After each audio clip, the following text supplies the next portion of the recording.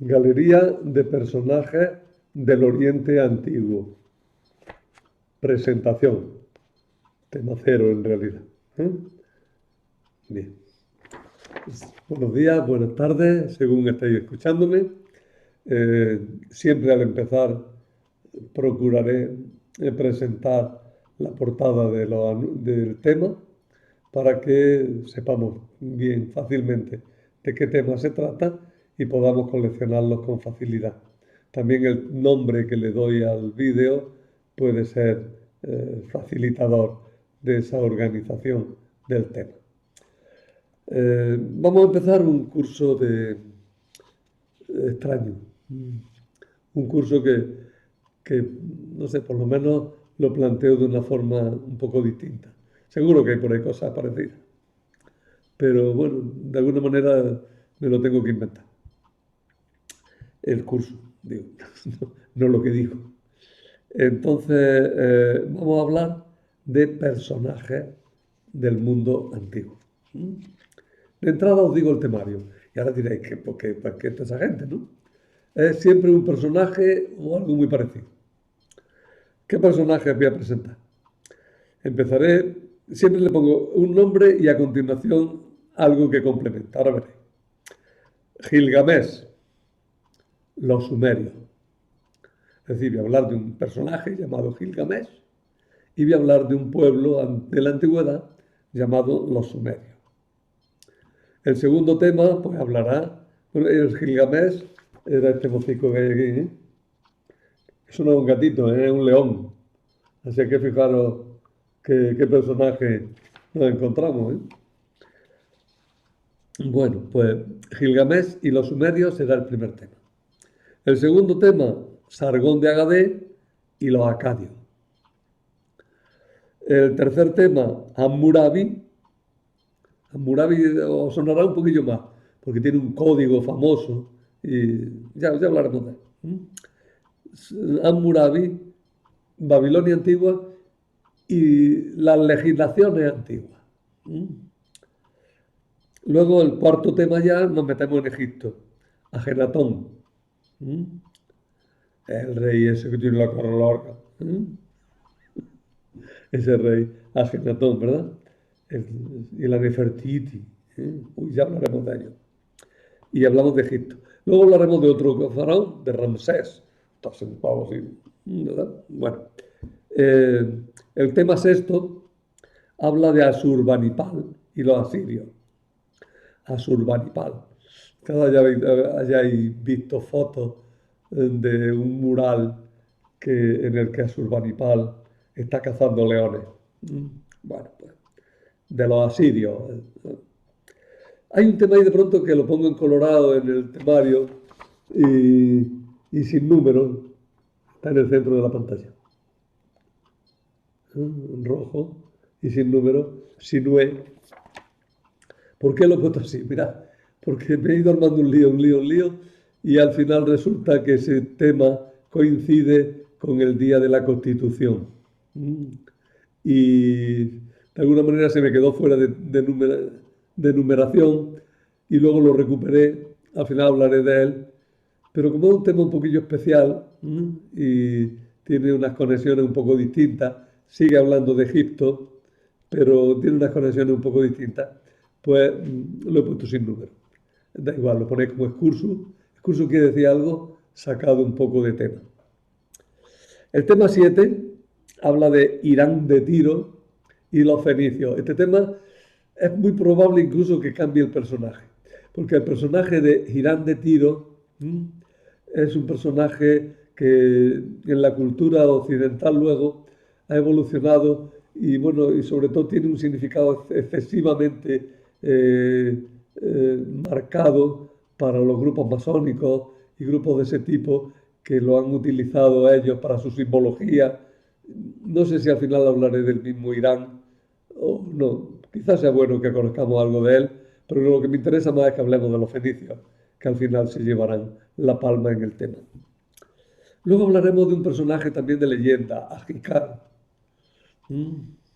Ajicar es un personaje de leyenda que nos va a permitir hablar de la sabiduría en Mesopotamia. El tema 9 he puesto uno de los reyes de los hititas, Shubilubiluma. Se llama así, ¿eh? Shubilubiluma. Eh, y no sé si cogeré ese o Mursil o algún otro, pero probablemente sea este, para hablar de los hititas. Los hititas son una civilización que se ha redescubierto en el siglo XX, a primeros del siglo XX. Luego hablaremos de Nabucodonosor. Ese sí nos suena más, ¿eh? Sobre todo si habéis visto la, la famosa ópera de Verdi, ¿no? En la que Nabucco, ¿no? En la que cantan el va pensiero, ¿no? Y bueno, una ópera muy conocida y está muy bien. Pero bueno, no voy a hablar de la ópera. Saldrá algo, porque como me gusta, algo saldrá. Pero voy a hablar de Nabucodonosor, un rey del imperio neobabilónico. Y también de un descendiente suyo llamado Baltasar, ¿eh? Que es el de la cena del rey Baltasar. Este verano, a primero del verano, en junio, se representó aquí en la Plaza Santa María, en la puerta de la catedral, se representó un auto sacramental de Calderón de la Barca, que se llama precisamente la cena del rey Baltasar. Bueno, pues de ese Baltasar también voy a hablar un poquito. Luego voy a hablar, algunas veces meteré personajes bíblicos, como por ejemplo Goliat. ¿Mm? Hombre, el personaje bíblico es Sansón. Sansón que se pelea con Goliat, ¿eh? Y yo lo que me interesa, sin embargo, en este curso es hablar de los personajes más bien laterales. Entonces hablaré de Goliat y con él hablaré de los filisteos. ¿Mm? Y más que de los filisteos, hablaré también de los llamados pueblos del mar. Insensiblemente nos vamos trasladando, aunque de oriente hacia occidente, aunque ahora damos una vuelta atrás y hablaremos de Zoroastro. No, antes hablaremos de Idrimi, que es un rey arameo. También es posible que este rey lo sustituya por otro. En principio voy a hablar de Idrimi y hablaremos sobre todo de los arameos. Luego hablaremos de Zoroastro y la religión persa. Alguno quizás recuerde la música de Así habló Zaratustra, ¿no? Que sigue más bien aquel libro famoso de Nietzsche, ¿eh? En el que utiliza a este personaje para transmitir su filosofía, ¿no? Voy a hablar del auténtico, del antiguo Zoroastro. También dentro de los persas, pero ahí me voy a fijar más en la religión persa. Ya para la historia de los persas hablaré del rey Ciro, Ciro y el imperio persa. Y ya salto a Europa y hablaré de los griegos antiguos. Hablaré de Homero y la Grecia antigua. Después hablaremos de los 7 sabios de Grecia, porque quiero hablar un poco de la sabiduría griega en relación quizás hasta cierto punto con la sabiduría israelita. Algunos me dirán que no tienen nada que ver. Bueno, vale, ya lo discutimos en el tema. Luego, profundizando un poco en ese tema, hablaré de Aristóteles. Ahí tenía mucha duda de quién hablar, de qué filósofo hablar. Quería hablar de algún filósofo. A lo mejor hubiera sido mejor hablar de algún filósofo de la escuela ecléctica o de la escuela estoica o cínica o incluso de Epicuro. Bueno, al final he cogido de Aristóteles y para hablar de la filosofía griega. Por supuesto que no voy a dar un curso de filosofía griega, entre otras cosas, porque lo daría muy mal. Pero bueno, las nociones generales y las líneas generales, sí hay que verlas y conocerlas, porque algo tienen que ver también, aunque no se ha dicho casi nunca, pero algo también tienen que ver con la Biblia, ya veremos qué. Interrumpo ahí 2 clases porque hablaré de la pasión y la resurrección. Hombre, en los días de Semana Santa no me apetece hablar de otra cosa. Hablaremos de la pasión y la resurrección. Y cuando retornemos, pues hablaremos de Alejandro Magno y el helenismo. Alejandro Magno, aquel muchacho que conquistó todo Oriente. El muchacho murió con 33 años. Aquel muchacho que conquistó todo Oriente, desde Macedonia en Grecia hasta el Afganistán, hasta el río Indo. Hizo un recorrido, una conquista grande. Y sobre todo lo importante no es la conquista solo, la semilla de cultura que quedó y que se conoce como el helenismo. Bueno, el helenismo es tan importante que tendremos que hablar de él también, hablando de Ptolomeo. Ptolomeo, que es todos los reyes de Egipto de la época helenística se llaman Ptolomeo, y todas las reinas Cleopatra, ¿no? Y hablaremos ahí sobre todo de Alejandría, que es muy importante para la cultura occidental y también para la Biblia, sobre todo para la interpretación de la Biblia. No olvidéis que la primera traducción de la Biblia es probablemente la traducción al griego que se hizo en Alejandría. Pues será muy importante que hablemos de Ptolomeo y sobre todo de Alejandría. Luego hablaremos de Antíoco IV, un rey que tenía su sede en Antioquía de Siria y que dominó Palestina y provocó de alguna manera la revuelta de los macabeos en contra de él, y que nos va a hablar de cómo el helenismo se metió y profundizó y creó problemas en la religión judía y en la vida de los judíos. Y también en torno a eso, pues otros dos, tres temas, ¿no? Hablaremos de un sumo sacerdote llamado Onías IV, y para hablar del judaísmo. El judaísmo como una derivación y concreción de la historia de Israel y de la religión de Israel. Hablaremos de Alejandra Salomé, una reina de los judíos, que la conocemos poco, fue reina, por así decirlo, reina titular. Se quedó con el reino, porque reinó en nombre de su hijo, ¿no? Bueno, ya hablaremos de ella. La señora tuvo que ser de armas tomar, pero es muy interesante, a mí por lo menos me resulta, para hablar también de toda esa familia que gobernó Israel, o mejor que Israel, que gobernó a los judíos, ¿eh? Y que esa familia entera, que empezó con los macabeos, se llama la familia de los asmoneos. Y pues, tendremos que hablar un poco de Roma también, y he escogido un personaje que circuló mucho por Palestina, que es Marco Antonio. Y ahí nos metemos en nuestra historia, nuestra historia civil, la historia de Roma, ¿no? Marco Antonio, de alguna manera recoge la herencia de Julio César. Y bueno, lo conocemos bastante bien por el lío que tuvo con Cleopatra, ¿no? Estos líos de la historia, pues que son bastante fascinantes, ¿no? Y el último tema se lo dedicaré a un teólogo, a Filón de Alejandría, que nos hablará también del judaísmo alejandrino. Si os dais cuenta, dedico casi siete temas, dedico al helenismo. ¿Por qué? Porque el helenismo condicionó mucho la composición de la Biblia. Más que la composición y los temas. Irá saliendo algo de esto. Bueno, una vez que he dicho esto, tengo que decir, he hablado mucho de conexiones con la Biblia, pero el tema no es fundamentalmente bíblico. Estableceré las conexiones que sean necesarias, pero el tema es para explicar lo que, así con una palabra un poquillo más cultilla, el background, ¿no? El fondo, el sustrato cultural sobre el que crece la Biblia, ¿no?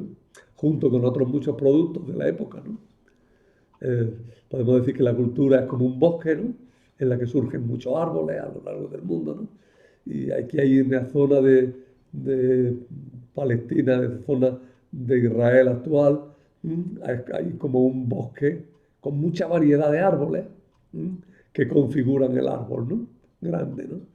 Podríamos poner como ejemplo el cedro del Líbano, las palmeras de Jericó, los olivos, en fin, crecen muchos árboles y todos esos árboles forman la cultura, ¿eh? Y que dan frutos. Uno de los frutos que surgen de todos esos árboles es precisamente la Biblia. ¿Mm? Bueno, los ejemplos llegan hasta donde llegan y no me los sacáis más de quicio. Vale.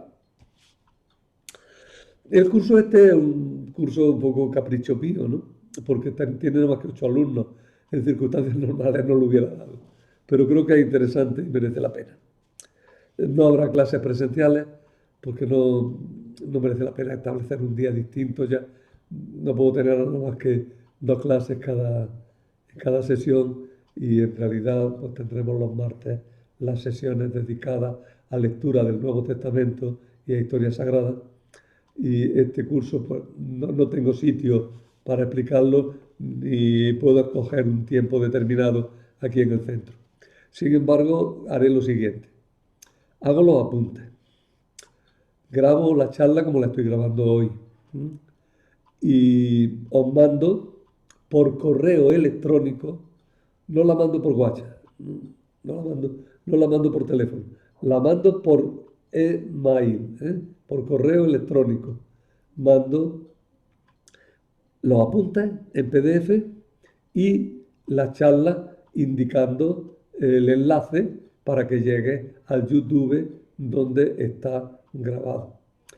Estamos un poco ensayando las cosas, las haremos fáciles para no volvernos locos, pero al principio yo me creo un canal personal y en ese canal personal empezaré a meter los vídeos. Si hace falta los mantendremos ahí y si no, pues ya veremos a ver cómo lo arbitramos. Es decir, yo te mando, pero no te armes líos técnicos. Yo te mando el enlace, te plin, plin, y te sale el vídeo. Te sale. Si estás viendo esto, es que lo has hecho bien. Vale. ¿Qué objetivo tiene? Ya lo he dicho un poco en parte, pero insisto en ello. Este curso es el que provoca que nuestra aula le haya puesto en la propaganda aula bíblica y oriental. En realidad el título del aula propiamente dicha sería Aula de Iniciación Bíblica del Centro Teológico San Eufrasio, ¿verdad? Veis ahí el logo de esa mitra con esa cruz, Aula de Iniciación Bíblica. No obstante, en la propaganda le llamé Aula Bíblica y Oriental. Y el oriental venía condicionado por este tema, que no es tan oriental, tiene una parte que es también de cultura llamada occidental, que es toda la parte del helenismo, que como habéis visto ocupa un gran bloque dentro de los temas. ¿Qué es lo que pretendemos? Pretendemos presentar el mundo en el que se gestó la Biblia, tanto el Antiguo como el Nuevo Testamento, a lo largo de los siglos, y lo hacemos mediante una galería de grandes personajes de la antigüedad. Cada personaje nos abrirá al conocimiento de una cultura y una época distinta, pero todas tendrán como elemento común el haber tenido reflejo o influencia o estar conectadas de alguna manera con la Biblia. El conocimiento de este ambiente y estas culturas nos permitirá leer la Sagrada Escritura con una perspectiva más amplia, integrando los textos en contextos más extensos y, por tanto, permitiéndonos una mejor comprensión de su mensaje. Tendremos presentes las culturas del creciente fértil, ya diremos lo que es, desde sus orígenes hasta la época final de los escritos del Antiguo Testamento. Sumerios, acadios, babilonios, asirios, hititas, arameos, fenicios. Nos interesaremos también, esos son los mesopotamios y los del creciente fértil, ¿no? Pero también nos interesa Egipto. Y los griegos. También ya hemos visto que les dedico temas, ¿no? Muchos temas. Los griegos que se prolongan en el helenismo. En realidad nuestra cultura es una cultura helenista occidental. Y de la que yo he hablado más bien es cultura helenista oriental, pero cultura helenista al final, ¿no? Estamos hablando de una cultura helenista. El tema es amplísimo y por tanto es simplemente un picoteo lo que voy a hacer. No vaya a creer en 27 clases o 28, no sé, un picoteo, pero bueno, creo que también es lo suficientemente amplio como para dar una visión de conjunto que nos permita situarnos en el mundo antiguo en el que nació la Biblia. ¿Mm? Es como la visita a un museo. ¿Mm? La visita a un museo la podemos hacer en una mañana y salir mareados con el síndrome de Stendhal, con ganas de romper todas las estatuas, que es lo que le pasa a la mayoría de los turistas. Pero también podemos ir a un museo ya como con unas clases de museo y verlo más detenidamente, fijarnos más en una aula, fijarnos más en una sala, ver más detenidamente una estatua. Bueno, pues eso es lo que pretendemos, ¿no? Entrar en el museo del Antiguo Testamento. Y cuando digo museo también os voy a poner muchas imágenes, ¿eh? En la medida que pueda voy a ir poniendo muchas imágenes. Ya habéis visto que hoy os he puesto, hoy mismo ya os he puesto esta, que la volveremos a repetir probablemente en el primer tema, en el tema que habla de Gilgamesh. Por tanto, vamos a tener también un museo en cuanto a imágenes concretas, ¿eh? O un atlas, si queréis, un atlas cultural de la Biblia. Bueno, el programa que os he puesto, de todos los programas que voy a seguir este año, es el que está más esbozado. Quiere decir esto que sí, que es un esbozo serio, ya bastante elaborado, bastante pensado, que lo voy a seguir en sus líneas generales, sin duda, y en sus líneas concretas, casi seguro, casi todo. Yo he dicho al presentarlo incluso que en algunos personajes tengo dudas si los sustituiré por otros, o que tendré que reorganizar algo. Un curso es una cosa viva y en una cosa viva pues tampoco las predicciones no pueden ser totalmente exactas. Hago un homenaje a un buen amigo mío que era profesor de latín en Granada, Salvador Villegas, a que le estimaba profundamente, lo estimaba mucho, fuimos buenos amigos. Y me acuerdo que hace muchísimos años publicó un artículo, cuando empezaron todas las cosas de las programaciones en la escuela, y él se quejaba de que una programación era algo un poco antinatural, porque ¿qué sabía él de por dónde iban a ir sus alumnos en un momento determinado para determinar qué es lo que había que decir? Bueno, yo creo que las programaciones hacen falta, a pesar de lo que decía mi buen amigo, eh, pero tampoco podemos atarnos tanto a ellas que nos impidan de verdad desarrollar la temática profunda y la temática general y la línea que queremos seguir. ¿Eh? Así es que, ¿seguiré estos temas? Sí. ¿Cambiaré alguno? Es muy probable que alguno, en vez de un personaje, pues ponga otro. Pero había que hacer un programa previo, ¿verdad? Y tener yo que en la cabeza claro de que voy a hablar a lo largo de todas las clases, para no tener que estar improvisando todo lo que hay de que voy a hablar yo hoy, ¿no? Y también ser serio con vosotros. Al final del curso se verá hasta qué punto hemos sido exactos en la programación. Vale. Dada la temática que tratamos, el curso se dirige a personas que tengan un nivel de conocimiento medio ya, porque vamos, yo voy a hablar a gente que sabe lo que es Mesopotamia, aunque te lo explique otra vez, a gente que sabe manejar un mapa, a gente que sabe que la antigüedad es muy antigua, ¿eh? Y que todo tiempo pasado fue anterior, ¿no? Como dice el otro, de broma. Bueno, que es para un nivel medio, o que tiene capacidades para abordar estudios de ese nivel medio. No voy a estar a un nivel de alta universidad, pero sí vamos a llegar a un nivel hasta cierto punto universitario, en la medida que pueda, en la medida que pueda y sepa y tenga medios a mi alcance. Porque aunque en Internet tenéis masa inmensa de materiales, pero también hay que ser muy selectivo a la hora de utilizarlos, porque cada cual dice lo que le da la gana, obviamente, y no todo lo que dice está acertado, o por lo menos a mi juicio no todo lo que se dice vale. Precisamente la función de un profesor, sea el que sea, es orientar al alumno en medio de una masa de información. profesor no es el que te va a enseñar. El profesor es el que te va a orientar para que aprendas. Y te va a orientar en medio de una masa de información para que seas selectivo y escojas lo que de verdad te puede guiar a un conocimiento armónico y organizado que te permita pensar y que te permita relacionar y que esté lo suficientemente fundado para no caer en tonterías, ¿no? Ayer, anoche mismo, a mí por la noche ya estoy muy cansado casi siempre, de verdad, y a veces me pongo a ver vídeos y viendo los vídeos anoche salió uno sobre los Anunnaki. Y dije, bueno, pues a lo mejor me da alguna idea cuando vaya a hablar de las religiones del Oriente Medio antiguo. Ah, pues sí, salieron los extraterrestres y dije, bueno, va. ¿Eh? Enseguida te salen los extraterrestres, enseguida te salen los misterios, enseguida te salen las no sé qué. O sea, no todo lo que hay vale, ¿eh? No todo lo que hay vale.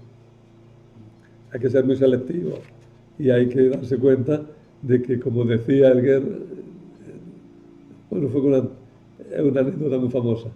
Hay gente para todo, ¿no? Hay gente para todo. ¿Eh? Bueno, la anécdota la habré oído, ya la cuento, que me queda un poquillo de tiempo. ¿Eh? La anécdota es la de don Gregorio Marañón, que en su cigarral en Toledo, pues reunía a mucha gente variada, de gente famosa, gente conocida.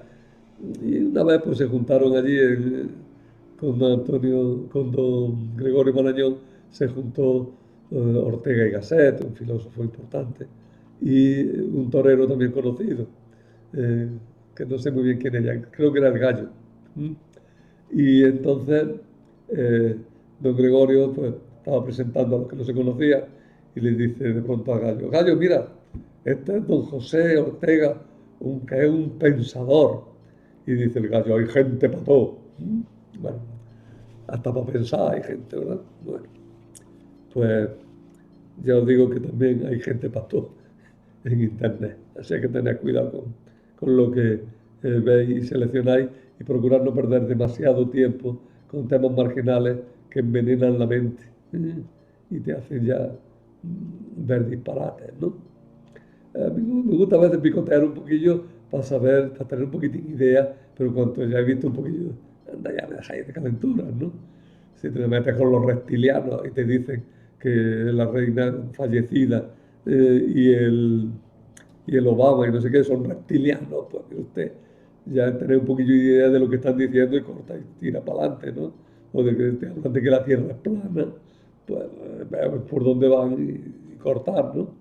O 5.000 temas de esos que hay y que tener mucho cuidado con ellos, ¿no? Hay temas que además son especialmente delicados, los temas de los ángeles, los temas esotéricos, los temas de las culturas antiguas. ¿Eh? Entonces hay que ser muy selectivo, ¿eh? Muy selectivo. Porque enseguida te dicen que hay un misterio y que la ciencia oficial no quiere que se conozca este secreto. ¿Eh? No hay más ciencia que la oficial. Lo otro no es ciencia. Lo otro son calenturas. Tened mucho cuidado con las calenturas. La ciencia es ciencia. Y la ciencia tiene su camino y su método y su línea. Y la ciencia. Y no hay más que una metodología. Se puede ver desde muchos ángulos, pero la ciencia tiene.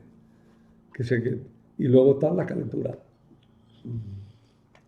que se permiten despreciar olímpicamente la ciencia. Eso tiene una ventaja para el lector, que conoce cosas que no conoce nadie y que a él no lo engañan. ¿Eh? No te engañan, te están engañando. Bueno, eh, digo todo eso ¿por qué? Porque de verdad esta temática es muy propicia a que os metáis por caminos raros.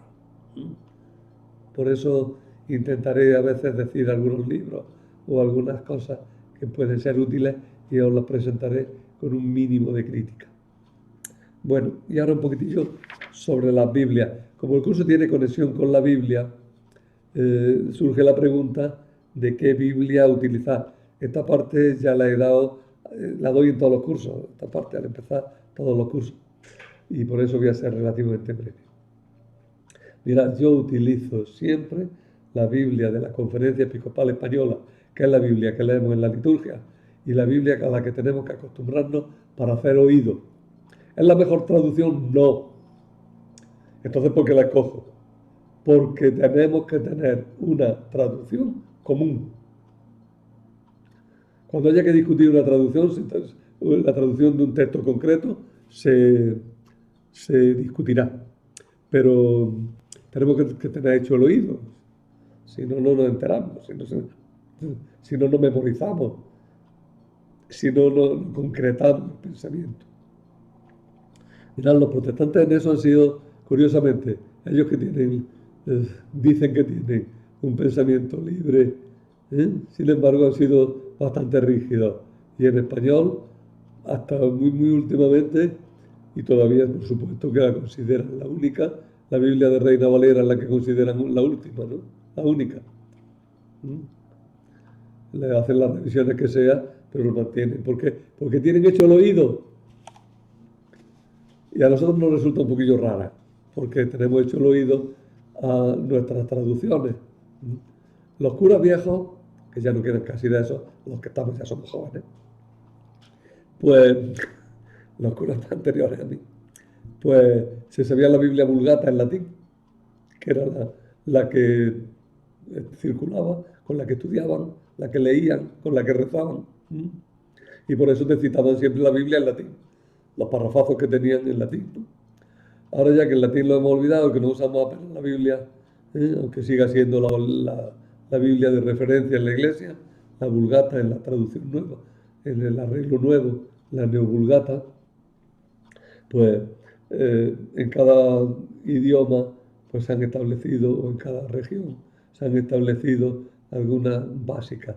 Ya os digo, los protestantes, por ejemplo, en España tienen la Reina Valera, en inglés tienen la King James, ¿no? En francés, me parece que es la del Rey Luis, creo que se llama. Son los protestantes.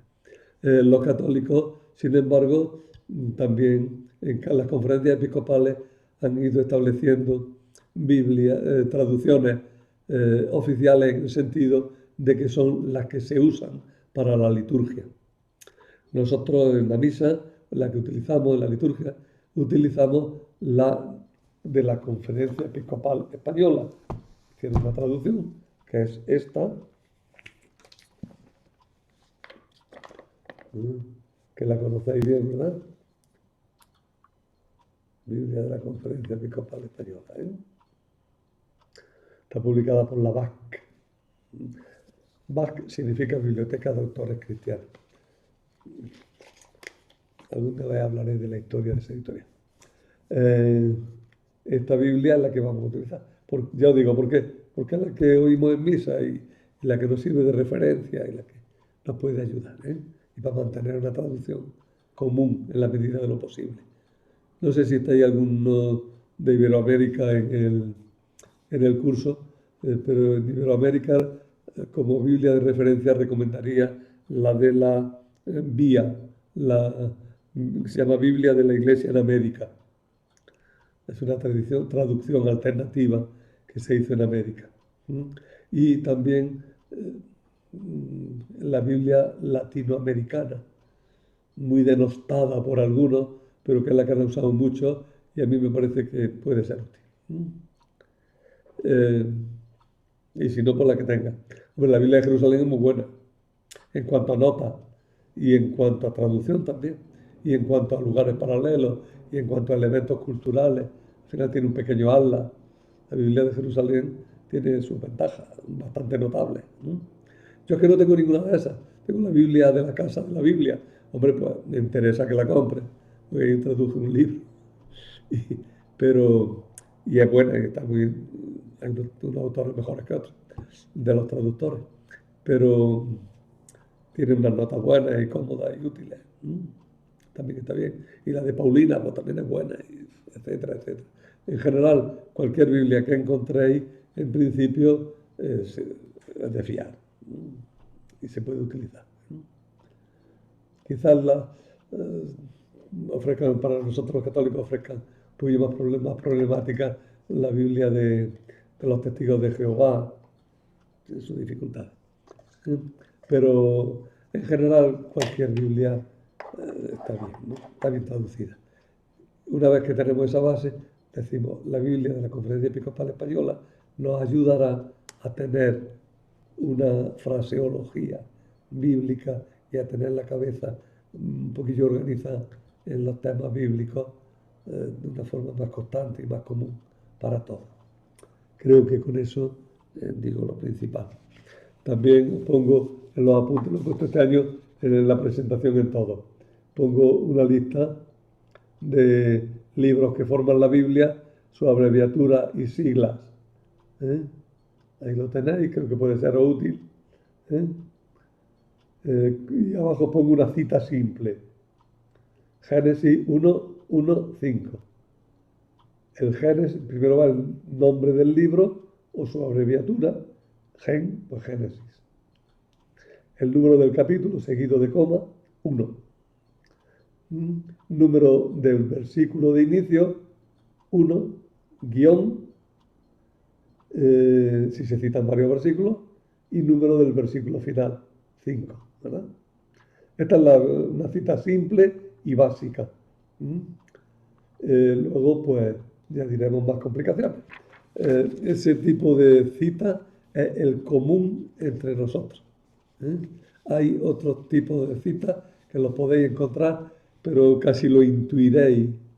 En vez de coma ponen 2 puntos, alguna cosita. Las siglas varían mucho de unos autores a otros. Aquí os he puesto una sigla, he puesto la que yo uso. Sin duda que veréis otras en otros sitios. Si te saben los nombres de la Biblia, enseguida deducirás de qué libro está hablando la abreviatura. Si no te sabes los nombres de los libros de la Biblia, pues no. Por eso te recomiendo que te sepas de memoria la lista de los libros de la Biblia. Es muy bueno, dicen que es muy bueno para las enfermedades mentales. Evitan las enfermedades mentales. Así que hay que aprenderse lista de cosas. El que quiera y le venga bien. Y nada más, hoy la clase es más breve. Normalmente me faltará tiempo. Hoy me ha sobrado un poquito porque he tirado todo lo que he podido, una temática que era bastante sencilla, que era la de presentar el curso. A partir de la próxima semana, pues los martes por la mañana, quiero que sea los martes por la mañana. Si no, pues ya avisaría y diría qué es lo que hay. Pues ya os diría qué día os lo mando. En principio, lunes por la tarde, martes por la mañana, enviaré el tema. En cuanto al método de estudio, no lo he puesto aquí, pero sí os digo, sí lo he puesto, que no lo he leído. Sería preparar el tema, es un método de los jesuitas, ¿no? Famoso, de la Ratio Studiorum. Preparar el tema, es decir, traer más o menos cogidos los elementos. Para eso te indicaré algunos textos a leer, algunas cosas complementarias, de forma que cuando yo empiece a hablar en el vídeo, pues tú sepas ya de qué voy a hablar y por dónde va a ir el tema. Como te mando también los apuntes, si le has echado un vistazo unos momentos antes de empezar el tema, pues también te orientará y te ayudará. Luego, después de esa preparación, viene la sesión de trabajo. Esa sesión de trabajo consiste en leer los apuntes y ver el vídeo. Y reflexionar sobre lo que se ha tomado. Y luego viene después organizar el material y ver qué trabajo hay para la semana siguiente. Si hay dudas, podéis consultarla por correo electrónico. Si la duda, aunque sea solo tuya, pero yo veo que interesa a los demás, pues la intentaré solucionar en el vídeo siguiente. Y si no, si veo que es una cosa más particular tuya, pues intentaré contestarte. Una cosa importante sobre el contestar. Tener en cuenta que a veces, por lo que sea, no me da tiempo a contestar muy deprisa. Tener paciencia. Pero también si veis que no contesto, no es mala voluntad ni que lo haya dejado de lado, ni que no pueda. Muchas veces es sencillamente que se me ha traspapelado. Recibo bastantes correos electrónicos y es fácil que alguno se me vaya. Entonces, manda, insiste, y que le he preguntado esto y no me ha contestado usted, que no me quiere, ¿no? Sí, te quiero a todos.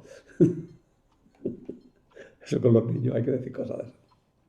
Bueno, pues sí contesto a los temas, de verdad. Si no te he contestado, protesta. Yo también te digo, mira siempre también en spam, en el correo no deseado, que es muy fácil que los temas, por ser grandes, por mandarlos a varios yo y por temática, es muy fácil que Google se tome la libertad de mandártelo a correo no deseado. Mira de vez en cuando la carpeta de correo no deseado, que puede ser que te haya mandado ahí algún tema. ¿Eh? Mírala que conviene hacerlo. Bien, si alguno tiene algún tipo de problema con esto, pues también puede ponerse de acuerdo conmigo para solucionarlo. ¿Eh? Nada más, ya os digo, estoy a vuestra disposición en todo esto. Seguiremos hablando.